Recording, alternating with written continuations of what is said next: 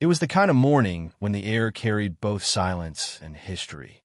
I had woken up in my cabin, a small wooden home built by my own hands years ago, with the logs still carrying the smell of pine and smoke. The cabin wasn't much by modern standards. One bedroom, a stone fireplace, and a porch that looked out over miles of forest land. But to me, it wasn't just a house. It was my sanctuary, a place filled with memories of my late wife, the laughter of my grown kids when they were little, and a quiet freedom that no price tag could ever define. But that morning, as I sipped my black coffee from an old enamel cup and watched the mist curl through the trees, the peace was broken by the sound of tires crunching on gravel. An SUV rolled up, gleaming like it had just left the dealership. Out stepped a woman dressed in pressed khakis, oversized sunglasses, and a look that said she'd been waiting her whole life for someone to challenge. Her stride was brisk, almost military. She didn't wave or smile. She walked right up my porch as if she owned the place. "Excuse me," she said sharply, without introducing herself. "You can't stay here." I set my coffee down slowly, staring at her, wondering if I'd misheard. "Pardon me, this cabin, this land," she snapped, pointing at the trees as though she were scolding them too. "This is HOA property. You're trespassing.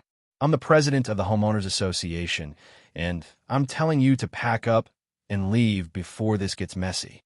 I chuckled, not because it was funny, but because sometimes disbelief comes out in laughter. "Ma'am," I said evenly, "I've been living here for over 30 years. Built this cabin myself. I think you might be mistaken." She folded her arms. "No mistake. We've been expanding the association boundaries. This area falls under our community now. We have rules, and one of those rules is no private cabins. This isn't a campground. It's a neighborhood." Her arrogance was staggering. I leaned back in my chair and studied her face, trying to figure out what kind of person has the audacity to stand on someone else's porch and tell them to leave their own home. The only word that fit was one my daughter used often when describing her office nemesis, Karen. This woman was a full-blown HOA Karen, and she wasn't about to let go of her imaginary authority. "Let me make this clear," she said, pulling a folded paper from her bag. "You have 72 hours to vacate before we escalate. The board has voted." I didn't even bother reading the paper she shoved toward me. Instead, I gave her the slowest, calmest smile I could muster. "Ma'am, this cabin sits on land that I own. And not just this cabin. I own this land as far as your eyes can see. I own the hills, the valleys, and the county line. Your HOA doesn't have jurisdiction over a single pine cone out here."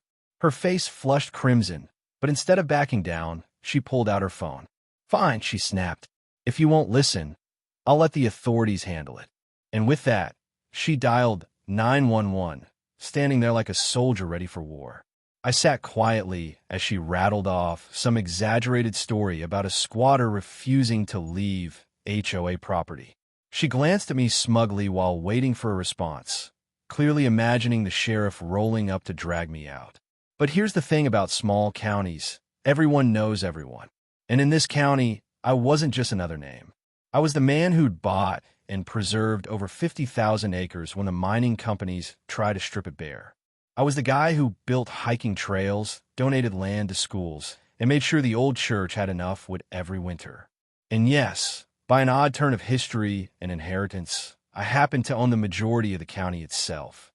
About 20 minutes later, a patrol car pulled up. Sheriff Daniels stepped out, a tall man with a weathered face, the kind of lawman who didn't need to raise his voice to command respect. He tipped his hat at me. "Morning, John." "Morning, Sheriff," I said, calm as ever. Karen stormed forward before I could add another word. "Officer, thank goodness you're here. This man is trespassing on HOA land. He refuses to leave. We need him removed immediately." Sheriff Daniels looked at her, then at me, then back at her again. "This cabin belongs to John," he said plainly. She blinked, confused. "No, it doesn't. This land is part of the Glenwood Meadows Association. I'm the president." The sheriff crossed his arms. "Ma'am, you're standing on private land. John owns it. Always has." Her jaw dropped. "That's impossible. Nobody owns this much land." I couldn't help but chuckle again. Well, ma'am, turns out some people do. And in this case, I own more than just this much. I own the county you're standing in. The silence that followed was delicious.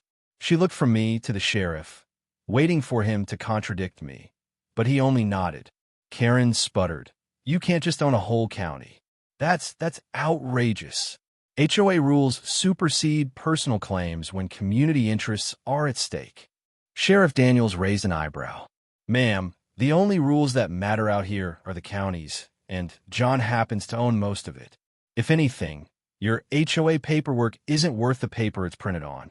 You're the one trespassing if you don't have his permission. Her face twisted in rage. She snatched the paper back from me and stuffed it in her bag. This isn't over, she hissed. Then she stormed back to her SUV, tires spitting gravel as she sped off. The sheriff gave me a knowing smile. You sure do attract the colorful ones, John. I shrugged. Guess freedom always looks like trouble to people who don't have it. That should have been the end of it. But Karen wasn't the type to let things go. Over the next weeks, she launched a campaign of harassment. HOA members started showing up at the edge of my property, taking photos, filing bogus complaints, and even sending letters demanding I pay community fees. Each attempt grew more desperate, and each one I ignored with the same quiet patience that 30 years of living in the woods had taught me. But there's something I've learned in life, something I wish more people understood. When folks try to control you, it's usually because they've lost control of themselves. Karen was clinging to power, hoping rules and paperwork could give her the authority she never truly had. And the more she fought, the more foolish she looked.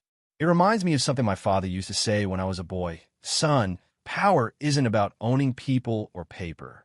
Real power is about standing on your land, looking the world in the eye, and knowing you've lived honest, without fear. And that, I've found, is the lesson most worth keeping.